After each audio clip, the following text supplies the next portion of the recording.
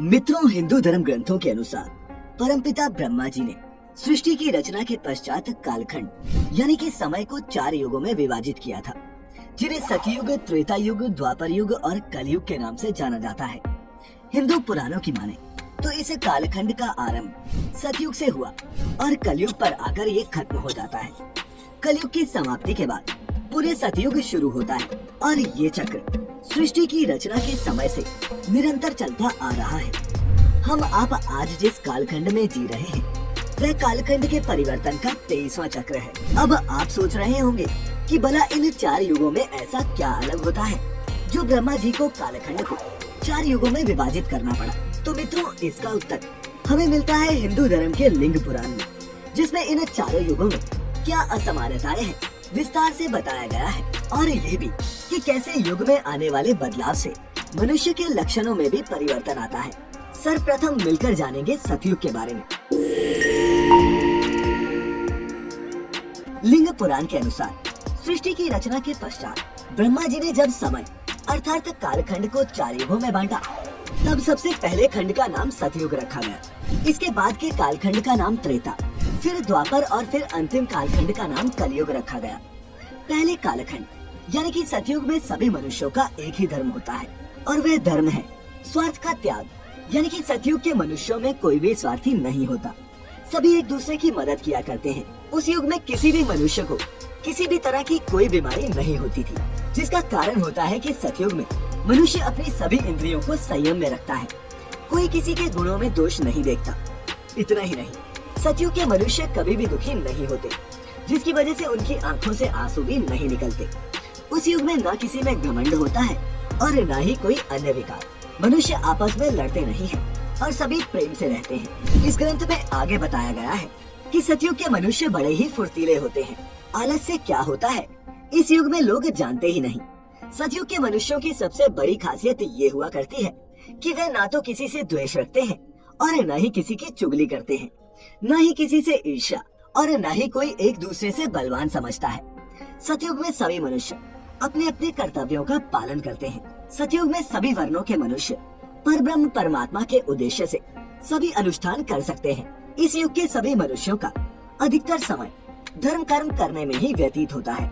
सब लोग परमात्मा के ही नाम का जाप और उन्हीं की सेवा पूजा किया करते हैं। इस युग में स्त्री और पुरुष में कोई भेदभाव नहीं किया जाता। सभी वर्णों के लोगों को शिक्षा, शस्त्र कला आदि क्षेत्रों में समान अवसर दिए जाते हैं। स्त्रियां विवाह के बाद अपने पत्नी धर्म का निष्ठा से पालन करती हैं और हमेशा पति की सेवा में लगी रहती हैं।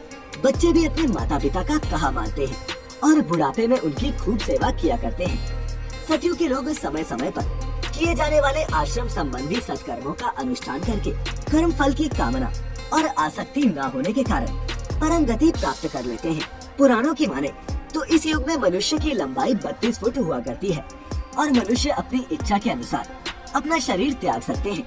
मित्रों, सतयुग की कालावधि 17,28,000 वर्ष बताई जाती है और जब ये कालावधि समाप्त हो जाती है तो नए युग यानी कि कालखंड का दूसरा युग त्रेता युग आरंभ होता है। मित्रों, त्रेता युग में मनुष्य अपने कर्तव्यों का पालन तो करते हैं, लेकिन सतयुग के मनुष्यों की अपेक्षा खुद की इंद्रियों पर संयम नहीं रख पाते। इस युग में मनुष्य धीरे धीरे अपनों में सिमटने लगता है, यानी उनके अंदर स्वार्थ पनपने लगता है, वे दूसरों की चुगली करने लगता है।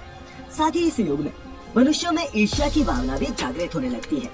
हालांकि ऐसे मनुष्यों की संख्या काफी कम होती है। इस युग में समाज वर्ण आश्रम यानी कि ब्राह्मण, क्षत्रिय, वैश्य और शूद्र में विभाजित होना शुरू हो जाता है। हालांकि त्रेता युग में सतयुग की अपेक्षा धर्म का लोप होने पर भी इस युग की स्त्रियां अपने धर्म का पालन करती हैं। पुरुष भी अपनी पत्नी को धोखा नहीं देता। संतान भी अपने माता पिता की खूब सेवा करती है। पुराणों की माने तो इस युग में मनुष्यों की औसत आयु 10,000 वर्ष होती है और इस युग की कालावधि 12,96,000 वर्ष होती है। इस कालावधि के समाप्त होने के बाद कालखंड के तीसरे युग की शुरुआत होती है, जिसे द्वापर युग के नाम से जाना जाता है। लिंग पुराण के अनुसार द्वापर युग में मनुष्य अपने कर्तव्यों से दूर होने लगता है, यानी कि वो स्वार्थी होने लगता है। इस युग में भौतिक सुखों की पूर्ति करने के लिए मनुष्य कई तरह के अधर्म करने लगता है और धर्म को त्याग देता है। जैसे जैसे इस युग की कालावधि आगे बढ़ती है, वैसे वैसे मनुष्य काम, क्रोध, लोभ, ईर्ष्या जैसे दुर्गुणों से ग्रसित होने लगता है। इस युग में लोगों की पहचान कर्म से नहीं होती बल्कि जन्म से की जाती है। अर्थात इस युग में ब्राह्मण का बेटा ब्राह्मण, क्षत्रिय का बेटा क्षत्रिय, वैश्य की संतान वैश्य और शूद्र की संतान शूद्र ही कहलाती है। सतयुग की तरह इस युग में शूद्रों को वेद पढ़ने की आजादी नहीं मिलती और न ही क्षत्रियों की तरह शस्त्र चलाने की। अर्थात द्वापर युग में समाज पूर्णतः जातियों में बढ़ जाता है। लोगों को दूसरों के साथ साथ अपनों से भी ईर्ष्या होने लगती है। द्वापर युग का मनुष्य स्त्रियों को अपनी संपत्ति समझने लगा और संतान भी अपने माँ बाप की आज्ञा का पालन नहीं करती। और मित्रों, यही सारी वजह थी कि इस युग में महाभारत जैसा महायुद्ध भी हुआ था। देखें तो इस युद्ध का मूल कारण वही सब था जो लिंग पुराण में बताया गया है। अगर दुर्योधन को सत्ता का लोभ नहीं होता, वह अपने ही भाइयों पांडवों से ईर्ष्या नहीं करता, एक स्त्री को बड़ी सभा में अपमान नहीं करता, तो शायद ये युद्ध होता ही नहीं। खैर, पुराणों की माने तो इस युग में मनुष्यों की आयु 1000 वर्ष हुआ करती है और इस युग की कालावधि 8,64,000 वर्ष होती है।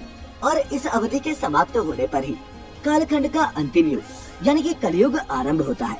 मित्रों, कलयुग के मनुष्य कैसे होते हैं, इसे जानने से पहले आपके लिए ये जानना आवश्यक है कि आखिर युग के हिसाब से मनुष्य में ये परिवर्तन कैसे होते हैं। दरअसल सतयुग में धर्म का आधार 4 पैर पर होता है, जो त्रेता में 3 पैर वाला, द्वापर में 2 पैर वाला और कलयुग में सिर्फ 1 पैर वाला रह जाता है। धर्म के लोप होने के कारण मनुष्यों की प्रवृत्ति में भी बदलाव होने लगता है, जिसकी वजह से मनुष्यों में युग के हिसाब से काम, क्लेश, शरीर, रोग तथा द्वंद्व बढ़ने लगता है।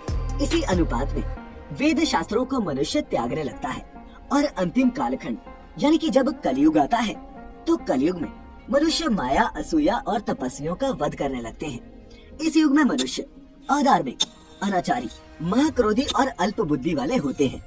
इस युग में सभी अपने कर्तव्यों से मुंह मोड़ लेते हैं, जैसे कि ब्राह्मण वेद पढ़ना छोड़ देते हैं, क्षत्रिय प्रजा की रक्षा नहीं करती, लोग गर्भ में ही लड़कियों को मार देते हैं, जिसे पुराण में भी भ्रूण हत्या कहा गया है। इस युग में चोर प्रवृत्ति के लोग भोली वाली प्रजा पर शासन करते हैं। इस युग में लोग तप और यज्ञ के फल को भी बेच डालते हैं। कलयुग की स्त्री हो या पुरुष, कोई भी अपने धर्म का पालन नहीं करता। इस युग में स्त्रियों का सम्मान ना के बराबर रह जाता है। काम, क्रोध, लोभ और स्वार्थ में वृद्धि के कारण हिंसात्मक घटनाएं बढ़ने लगती हैं। लोग एक दूसरे से लड़ने लगते हैं, एक दूसरे की हत्या करने लगते हैं। संतान अपने माता पिता की सेवा नहीं करती, वो उनका हाल तक नहीं लेती। कलयुग में मनुष्य की लंबाई 5 से 7 फुट रह जाती है।